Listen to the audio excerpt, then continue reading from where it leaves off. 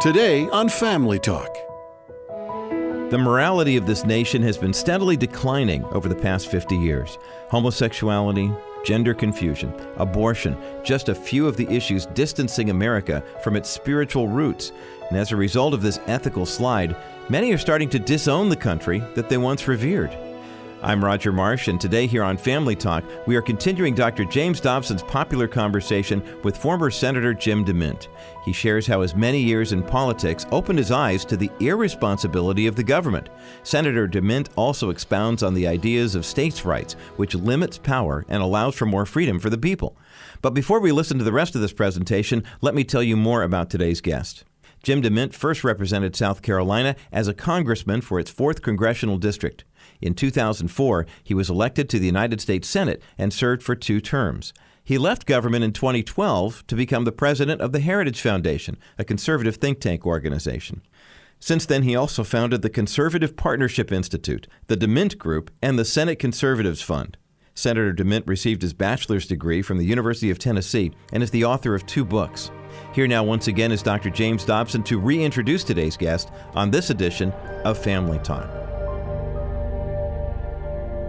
Senator, I thoroughly enjoyed talking to you yesterday, and again, I am enamored with this book, Falling in Love with America Again. The way I look at it, Dr. Dobson, is I think God has given this beautiful garden that we call America. We're stewards of that garden, and we don't really have the option to leave the governance or the caretaking of that garden to somebody else. It's our job, we the people, and that's what I'm encouraging people to do.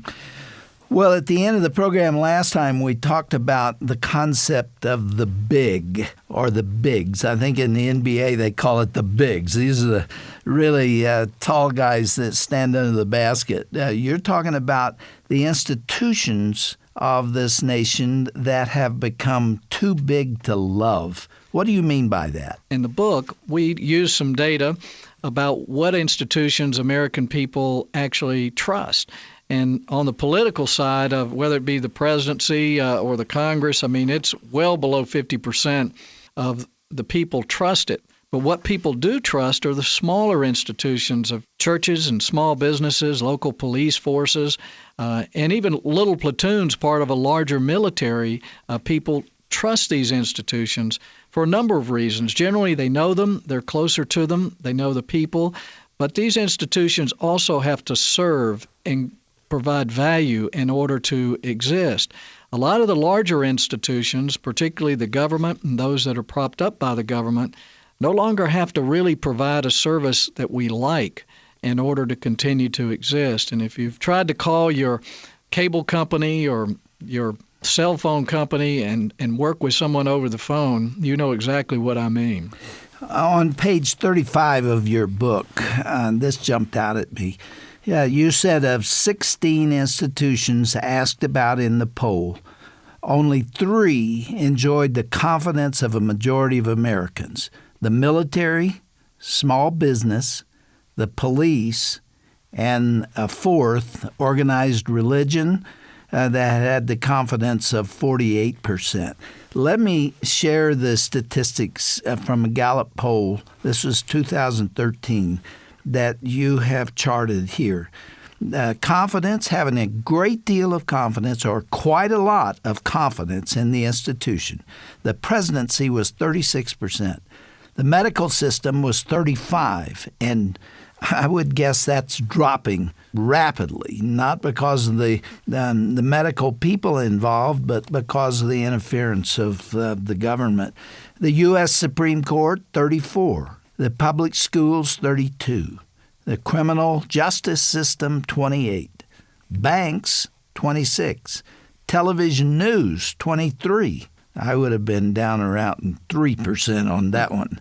Newspapers, 23%. Big business, 22%. Organized labor, 20%. HMOs, health maintenance organizations, 19%.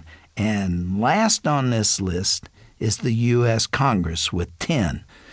You've been there. You said on the next page that you're only surprised that the Congress managed to get 10% of the country that has confidence. That must have been K Street lobbyist or something. I don't think I've ever talked to anyone who did. But, I mean, we laugh, but we really can't have a government that's trusted by only 10% of the people. And even the justice system, when you get down to 20 or so percent of people who don't think they can get justice, the problem is a lot is just too big. It's trying to do too much. And when things get big, they get wasteful, they corrupt. Power always corrupts. And we keep throwing more and more things at Washington. And what concerns me is people continue to vote for those who make these false promises that somehow we're going to help the middle class by raising minimum wage. They know that's not true. That doesn't help the little guy. It hurts the little guy. So if we can just get Americans to wake up, forget the political parties, vote for themselves, vote for those things that work, we can show people what works. And we're just showing here that they don't trust the bigs. And there's a reason that 7 out of 10 of the richest counties in America are in Washington, D.C. And they don't produce anything up here that most of us want. But it's because big concentrates wealth in the bigs. And when the doors close and the legislation's written here, for instance, for Obamacare, it's not for the little guy to get health insurance. It's for the big insurance companies who are salivating over forcing every American to buy their product. And it just doesn't work like Americans hope it does. And we need to move power and money decision-making out of Washington and get states to compete. And when they do, we're all better off. You wrote that Washington is the mother of bigs, and you said on page 11, special interest groups across the political spectrum are spending hundreds of millions of dollars on political campaigns hoping to win a 51% majority so they can gain control of the federal structure and force their ideas and policies on the other 49%. People can see why I like this book and the things that you've said. That's exactly what's happened, isn't it? It is. And the point I'm trying to make in this book is while I know that there's certain values and moralities that are going to make life better for people, the way America works is that we can be very diverse. We can live next to each other when people disagree on a lot of things. But if the government starts coercing people to believe in something or to participate in something that violates their conscience, their religious faith, that's when you get a rebellious and resentful nation that's very divided. If we can respect those differences, we can live together as a very diverse country, but not if Washington is trying to force everyone to follow the same idea. Well, I wish, it's my prayer, that the American people would rise up and say to big government and the rest of the power brokers, get off my back. Turn loose this great engine of prosperity known as democracy. Let it go and see what would happen. That's how we became the most prosperous and successful country on earth. And what has happened here in the United States is absolutely remarkable. I mean, how we came from this little fledgling country to the most powerful nation on earth. And it was because the people were free. And freedom is not the natural state of governments. It is, the influence of power brokers. Talk again about who the other bigs are. But you make a really good point, is that if we could just let this go, but the left has been telling the poor, the middle class, for years that if the federal government doesn't do it, there'll be no safety nets, that you're on your own, and the bigs will take advantage of you. A lot of what I have in this book is evidence to the contrary, that there's always a safety net coming up from the ground that works so much better for this. And we do want a safety net in our country, but the federal government cannot be that safety net. The challenge we have is to convince people that they're most secure when they're most free. Even if they're poor, even if they're unskilled, that the examples I have in this book is the things that are working and actually helping the poor are not coming from Washington. Washington traps people in dependency. It traps them in broken families. And we've got all the evidence in the world to say, forget the politics, folks. If you want Washington to do it, it's going to hurt the little guy. If you want Washington to do it, then wealth is going to concentrate on Wall Street and big unions and big corporations who are up here writing the legislation and the regulations and the relationships I describe in the book here. If you've got the regulators who one day want to work for the lobbyists, so they're giving them a pass on things, and you've got big corporations carving out something in regulations or legislation that gives them an advantage so they don't have to serve their customers the same way the little guy does. But I'm convinced that this country, it can be greater than it's ever been, and it would not take long to rebuild it if we just move these ideas out of Washington. I think it's starting to happen with education, with the choices that are blooming in every state, and now states are competing for the best system. But if we can elect people who will say, get off our backs, let America work, America will be better than it's ever been. This may offend you, but I think not. There are times when it looks to me like both Democrats and Republicans are more interested in staying in power than they are in doing what's best for the country. Is that just the perception of a person who's never been there, or is there validity to that idea? No, that's the perception of a very perceptive person. You've worked with a lot of politicians, and it's true. And it seems that's why I believe in term limits. It's almost inevitable. There are very few people that are here over 10 years that are really still fighting for something, because this becomes your life, your sound chamber. Everything you hear is coming from inside the Beltway in Washington. But that's what people do. They do things and they justify in their own minds that this is for their constituents, when in fact it's to protect their own power base. And that's why things like earmarks are so attractive. It makes you look good back home. You take back all this money, and it's hurting the country. So anyway, I could preach about term limits a long time, and I hope someday that more and more states will do it, and eventually the federal government will do it. Expecting them to limit their own power, though, seems like a long shot to me. It is. It is a long shot unless states do it first. If you get 15, 20 states with term limits on their legislatures, then you'll get people elected up here who want to do that, I think. Yeah, we need to lock them in or they'll change their minds at the last minute. Yeah, I have just written about the moral decline, which is the issue that, as I said yesterday, bothers me the most. And I listed 8 examples of this moral slide. It almost feels like we're going into the sewer. That's a gross term, but it feels that way to me. And then I came after these 8 examples of what's taking place. I wrote this. I don't usually read on the air, but maybe it's appropriate here. I said, these are just a few of hundreds of news stories that caught my attention in recent months. Every day brings additional outrageous developments. They have become so commonplace that many decent people now suffer from what I call protest fatigue. They're worn out by constant battles that they usually lose.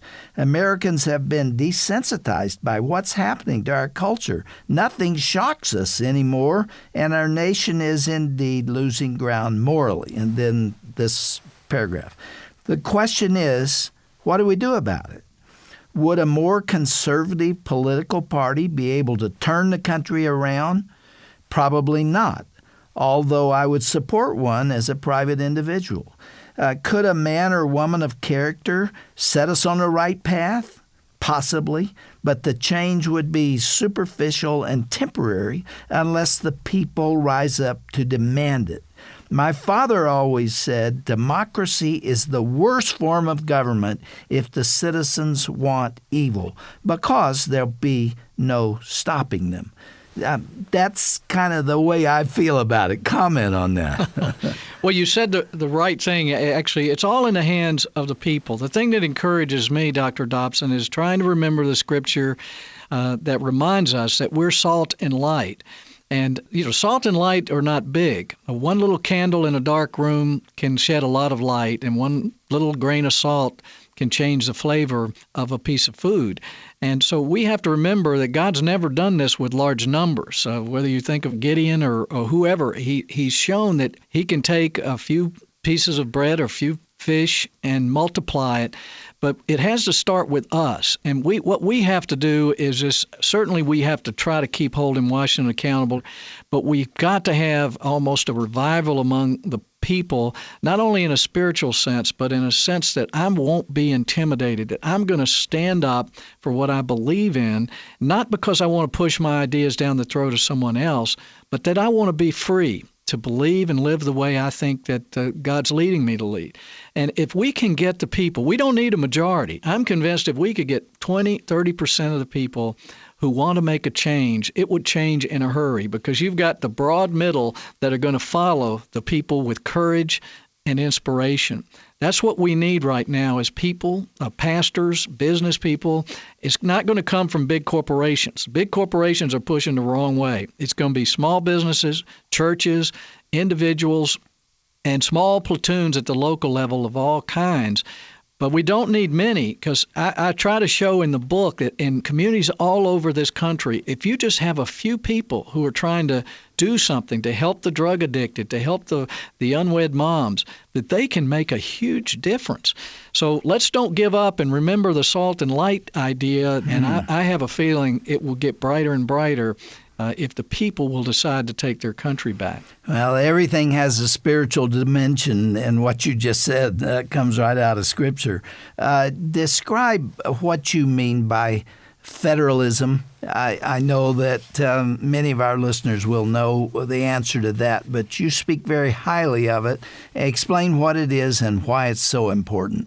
Well, it's actually a word that a lot of people don't understand, because it sounds like you want more federal government, and when in fact it's the opposite.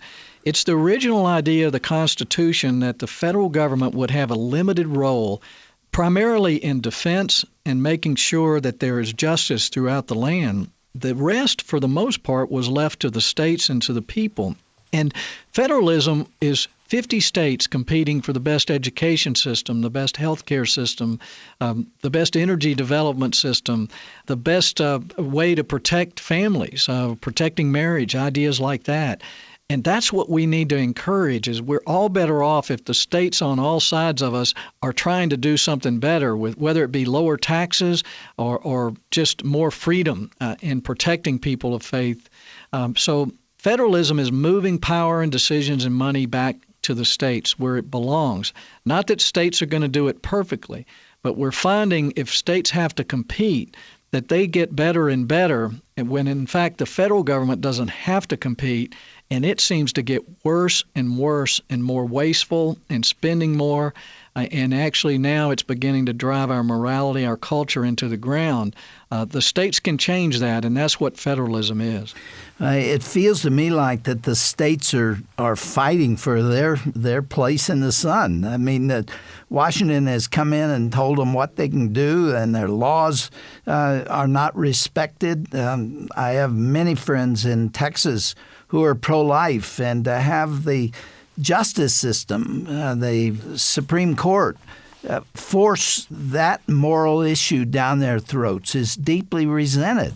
I mean, you know this, but there are a lot of people in Texas who would like to secede, would like to be a separate country because they're so irritated by the lack of federalism. And that is the goal of government, is to consolidate power, isn't it? It's not to give power to 50 individual states. You're right. There are folks that just want to make us like every other country in the world, forgetting that what made America so exceptional and prosperous and compassionate was this concept of ground-up federalism.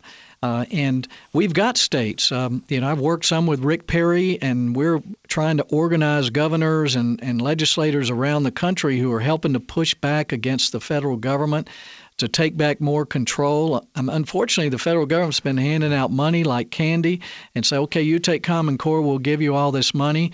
And I want to be a part of helping pull these states together and get leaders at the state level to push back, because that's where the courage is, that's where the innovation is.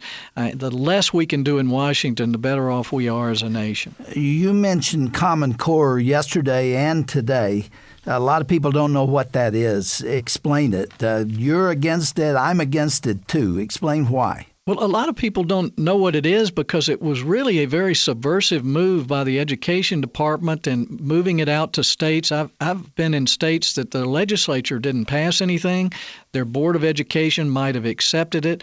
It was an idea that sounded good as far as it being voluntary and money would come with it. But like every federal program, once you get past the first page and they start writing the regulations, you realize the curriculum they're putting together for this would be a national curriculum. And a lot of moms who've seen the homework that comes home, the questions that are being asked, it's completely ridiculous.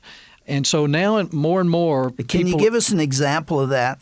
Well, I'll give you one example. I saw an actual question of a fifth grader. It said, okay, what's 9 plus 16? I think those are the numbers. It could be different numbers, and discuss your answer. And this fifth grader, just you could see, he scribbled down 9 plus 16 is 25. But in the answer, he said, I asked my brain, and I agreed with the answer my brain had. I mean, it's like he had to explain something that was very obvious, that math is about numbers and doing calculations. But where this came from is you had a governor who was successful at setting standards, or several of them did, and they think, oh, it'd be nice to set those same standards for the whole nation. That doesn't work. What you need is states competing for a better and better system, not some standard that basically dumbs down everything over a period of time. But we don't need a common set of standards for the whole nation, other than justice and equality and making sure that every child has a chance. But what we need is a lot of different choices of school that match the different learning styles and interests and aptitudes of students so that everyone can succeed, but they're not going to all succeed at the same thing. And the goal is to please parents. Those kids don't belong to the federal government or to the nation. They belong to individual families. And we really need to listen to what they feel is best for their kids. You're exactly right, unfortunately, and it's almost astounding. There are people in Washington actually challenging the notion that children belong to parents. So if folks think redefining marriage is the last step in this thing, they're going to redefine every institution if we allow them to do it. And it's complete nonsense, because if you want a better life for children, the best place to put them is in a home with a mom and dad. That's not always going to work out, as in my own case, but mom and dad making decisions about schools gets them more involved in those schools, and the children are certainly more active in their studies. And we need to follow the course of what's working. But the resistance is not coming from people who want the best for students. The resistance is coming from the big teachers unions, whose biggest fear is 50 states doing their own thing. Mm-hmm. They're going to fight it to the end, and they've got their allies in Congress. They're going to fight it, and basically they control a lot of the political spectrum in the country today. We have to push back, but we've got the majority of parents now who want better choices for their children. The title of the book is Falling in Love with America Again. And the answer to that statement there, how do you do that? That is my last question to you. Can we change the course that we're on and save our country? We not only can, people are doing it all over the country today. We just need to get the federal government out of the way and let America bloom again. It's happening all over the country, and what made us great is still working today. Well, it's a pleasure talking to you. We've been talking to Senator Jim DeMint, Falling in Love with America Again. I want to fall in love with my country again. I'm tired of being angry, upset, disillusioned, discouraged about the things that are taking place. And it is possible to turn it around. It'll probably have to be done at the ballot box, because it's not going to happen in Washington, D.C., which the senator calls the mother of bigs, and that's not a good term.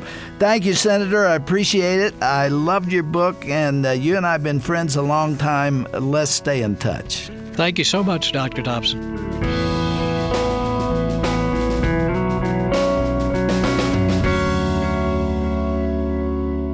Well, we hope you've enjoyed this informative Family Talk broadcast as we conclude our two-part conversation featuring Dr. James Dobson's discussion with the Honorable Jim DeMint.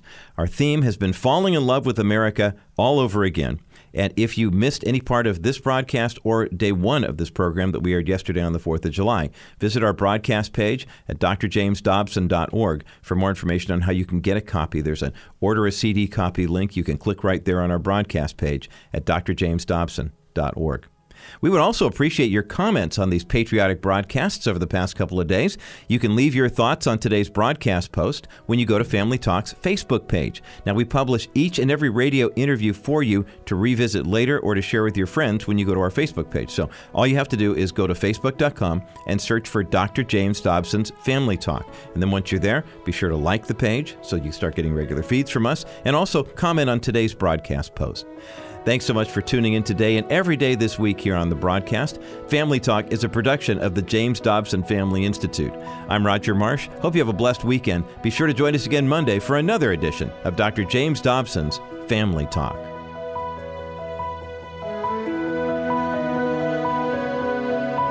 This has been a presentation of the Dr. James Dobson Family Institute.